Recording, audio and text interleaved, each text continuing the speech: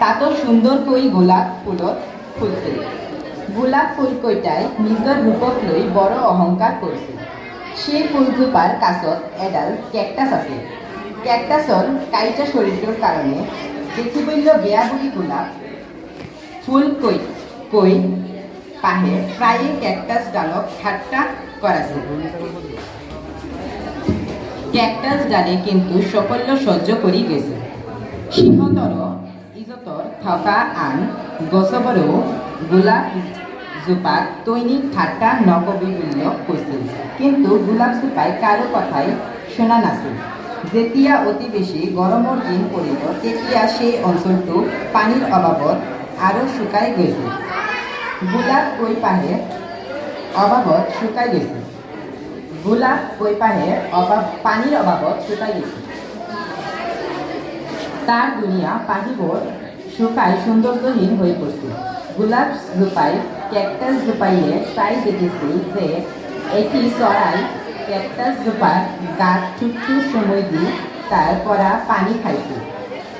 গোলাপ কৈপাহে বৰ সৈকতে কেকটাছজোপাৰ ওচৰত পানী বিচাৰিছিল। কেকটাছজোপাই গৰমৰ দিনটোত গোলাপ কৈপাহক পানী দিবলৈ মান্তি হৈছিল। তাৰ পিছৰ পৰাই গোলাপ কেকটাছ বন্ধুৰ দৰে ব্যৱহাৰ কৰিছিল।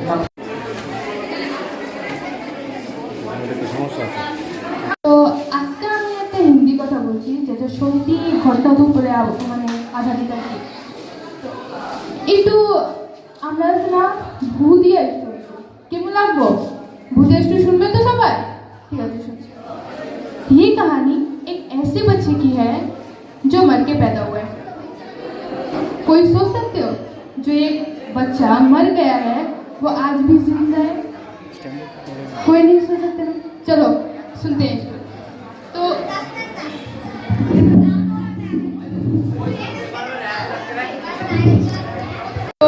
एक ऐसा बच्चा जो आज जिंदा है पर कभी वो मर गया था।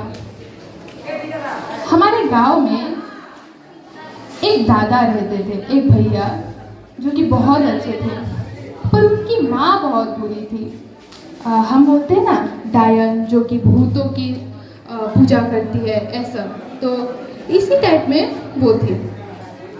उन्हें बहुत अच्छा लगता था भूतों को बुलाना, भूतों से बातें करना या भूतों की जो सारी चीज़ें होती है वो करना। तो उन्होंने अपनी शक्ति बढ़ाने के लिए अपने ही पोते को मार दिया था। मीन्स उन्हें भगवान मीन्स जो बुरी आत्माओं के भगवान होते हैं उनको ऐसा अर्पित कर दिया था कि ठीक है चलो हम अपनी शक्ति बढ़ाते हैं, तो हमने अपने ही पोते को मार दिया। ऐसे ही उसके मरने के 2-3 महीने बाद जबकि उस बच्चे के चाचा नदी किनारे गए जहाँ पे उस बच्चे को दफनाया गया था। मरने के बाद तो बच्चे को दफनाते हैं ना, तो दफनाने के बाद ऐसे ही टहलते टहलते जब उसके चाचा नदी किनारे गए उन्होंने देखा कुछ औरतें मिलके उस बच्चे को गोल करके घेर के नाच रही थी, डांस कर रही थी।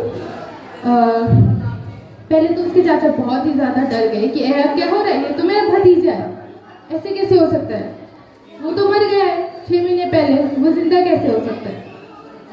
उसके चाचा ने क्या किया, कहा चलो देखते होता क्या। उसके चाचा ने अपने भतीजे को उठाया, अपनी गोद में लिया और वो आने लगा। तब उसने देखा कि उसकी माँ उस बच्चे को घेर कर पूजा कर रही थी। वो अपने भतीजे को लेकर घर पहुंचा। घर पहुंचने के बाद उसका जो मरा हुआ भतीजा था वो जिंदा हो गया। लिटरली उसमें सांसें आ गई थी, वो रो रहा था, वो अपने हाथ पांव चला रहा था। 6 महीने पहले मरा हुआ बच्चा। उसके बाद पता चला कि उनकी दादी ने उनके साथ बहुत गलत किया था, उनको मार दिया था बुरी शक्तियों को बढ़ाने के लिए। उसके बाद वो बच्चा आज भी जिंदा है और मैं उसे पिछले साल ही देख के आई हूँ। मैं अपनी कहानी यही खत्म करती हूँ। Thank you. आप लोगों को मैं एक कहानी सुनाने जा रही हूँ। इसका नाम है कछुए और खरगोश की कहानी। एक जंगल में एक कछुआ और एक खरगोश रहते थे। खरगोश को अपनी तेज दौड़ पर बहुत घमंड था। वह कछुए की मजाक उड़ रहा था क्योंकि कछुए बहुत धीरे चल रहा था। एक दिन कछुए ने गुस्से में आकर खरगोश को चुनौती दी कि वह खरगोश को दौड़ पर हारेंगे। फिर दौड़ शुरू हो गई।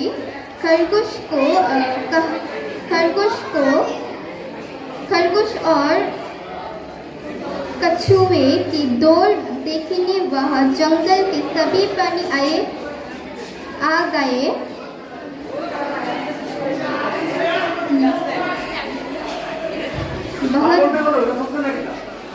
खरगोश मैं थोड़ा सो जाता हूँ, बाद में उठकर फिर से दौड़ूंगा और जीत जाऊंगा। कछुआ धीरे धीरे चल रहा और समाप्ति लाइन के पास पहुंच गए। फिर खरगोश उठकर दौड़ने लगा, लेकिन तब तक बहुत देर हो गई थी। वह कछुआ जीत चुका था। इस कहानी से हम सीखते हैं कि लगातार प्रयास करने से हम किसी भी काम में सफलता प्राप्त कर सकते हैं। शुक्रिया आप लोगों को मेरी स्टोरी सुनने के लिए। আমি ষষ্ঠ শ্রেণীতে পড়ি। আমি একটি গল্প বলে শোনাবো। গল্পটির নাম নরহরি দাস। একটি জঙ্গলে একটি গুহা ছিল। গুহাটার মধ্যে দুটি ছাগল বসবাস করত। ছাগলের ছানাটি বলল যে মা, আমি তো এখন অনেক বড় হয়েছি, এখন তুমি আমাকে তোমার সাথে নিয়ে চলো। তখন তার মা বলল, না বাছা, জঙ্গলে অনেক ভয়ঙ্কর প্রাণী আছে, বাঘ, ভাল্লুক, শিয়াল, আরো কত কি। তোকে যদি ধরতে পায় চিড়ে খেয়ে ফেলবে। তখন নরহরি বলল, কোথায় ছোট আমি, এত বড় হয়েছে আমি। তারপর সে বলল, লম্বা লম্বা দাড়ি, ঘন ঘন নারী, সিংহের মামা আমি নরহরি দাস। তারপর তার মা বলল, হ্যাঁ তুই সিংহের মামা হয়ে গেছিস, এখন শুয়ে পড়। তারপর তারা শুয়ে পড়ল। পরের দিন সকালে ছাগলের ছানা তার মাকে বলল যে মা, আজ যাবই যাব। তার মা বলল না। তারপর তার মা তাকে বাড়িতে রেখে চলে গেল জঙ্গলে। তারপর সে গুহা থেকে বাইরে দিয়ে দেখলো একটি মহিষ ঘাস খাচ্ছে। তখন সে ভাবলো, ওরে বাবা, এটা আবার কিরকম ছাগল, এটি আমার থেকে অনেক বড়। তখন সে গিয়ে মহিষকে জিজ্ঞাসা করলো, হে গা, তুমি কি খাও?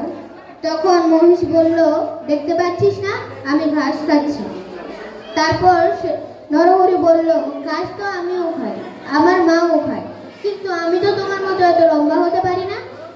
তারপর সে বলল, আমি তো তোর মার থেকে অনেক ভালো তাজা ঘাস খাই। তারপর নরহরি বলল, কোথায় খায়? সে বলল, ওই জঙ্গলের মধ্যে নদীর পাড়ে। তারপর নরহরি বলল, আমাকে নিয়ে চলো সেখানে। কিন্তু মহিষ বলল, তুই তো একটা পুচকে ছাগল, যদি সেখানে যাস, যদি ভাগ ভাল্লুক ধরতে পারে তাহলে তোকে তো খেয়ে ফেলবে। নরহরি বলল, কিছু হবে না আমার, তুমি তো আছো সাথে। তারপর তারা গেল নদীর পাশে।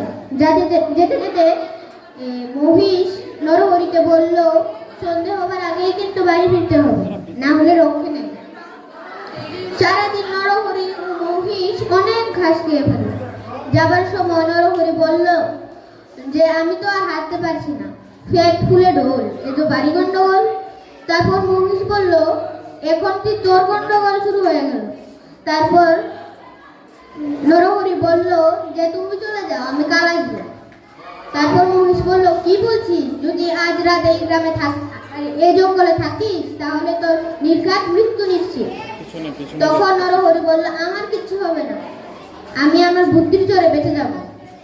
তখন সে মহিষকে যেতে বলল। মহিষও সেখান থেকে চলে গেল। মনে মনে মহিষ ভয় পাচ্ছিল, যদি নরহরির কিছু হয়ে যায় তাহলে সে তার নরহরির মাকে কি বলবে। তারপর নরহরি দেখলো যে সন্ধ্যা হয়ে আসছে। তারপর সে দেখতে পেল ওর সামনে একটি গুহা। ও ভাবলো এটা কার গুহা, যাকে যার খুশি তার হোক, আজ রাত এখানেই কাটিয়ে দেয়। তারপর ও গুহায় গিয়ে শুয়ে পড়ল। তারপর যখন নরহরি গুহাটির ভিতরে ঢুকলো, তখন সে দেখলো যে সে গুহাটিতে কেউ নেই। তার জন্য সে সেখানে ঘুমিয়ে পড়লো। তারপর কিছুক্ষণ পর সেখানে একটি শিয়াল আসলো। এসে ভাবলো যে এখানে কার ঘুমানোর শব্দ আসছে। নরহরি যখন শিয়াল নরহরিকে জিজ্ঞাসা করলো যে তুমি কে, শিয়াল তো জানতো না যে সে নরহরি। তখন শিয়াল বলল, এটা কি রে, ভাগ ভাল্লুক হবে হতো। তার জন্য সে বলল, লম্বা লম্বা দাড়ি, ঘন ঘন নারী, সিংহের মামা আমি নরহরি দাস, 50 ভাগে মোর এক এক ঘাস। তারপর শিয়াল বলল, ওরে বাবা, 50 ভাগে এক এক ঘাস। তারপর শিয়াল বলল, আমাকে ছেড়ে দাও, আমি ভুলবশত এখানে এসে পড়েছি। তারপর নরহরি বলল, তোর কি প্রাণের ভয় নেই? যদি বাঁচতে চাস পালা, না হলে গর্তের ভিতরে ঢুকে যা। তারপর শিয়াল এক লাফের মধ্যে এখান থেকে অনেক দূর চলে গেল। তারপর শিয়াল তার মামার বাড়িতে গেল, গিয়ে তার মামাকে সব ঘটনা খুলে বলল। কিন্তু এটা বলেনি যে নরহরি বলেছিল 50 ভাগে তার এক এক ভাগ। তারপর নরহরির কাছে যখন শিয়াল ও তার ভাগ মামা এসেছিল, তখন সে বলল যে এটাকে আগেরটাও আছে সাথে, মনে হয় এখন এটার কি, এটার সাদা ও কালা কালা দাগ। তার জন্য সে ভাবলো এটা নিশ্চয়ই ভাগ। তারপর সে বলল, কিরে শিয়াল বেটা, আনতে বললাম 50টা ভাগ খুব তাড়াতাড়ি, আনলি মাত্র একটা ভাগ, লেজে বেজে দড়ি। তারপর ভাগ বলল, কি শিয়াল বেটার তাহলে এটা ফন্দি। তারপর ভাগ চলে গেল, কিন্তু ভাগের সঙ্গে যে শিয়ালের লেজটা বাঁধা ছিল, শিয়াল মাটিতে ঘষতে ঘষতে ভাগের সঙ্গে চলে গেল। আজকে আমি গল্প এখানে শেষ করছি।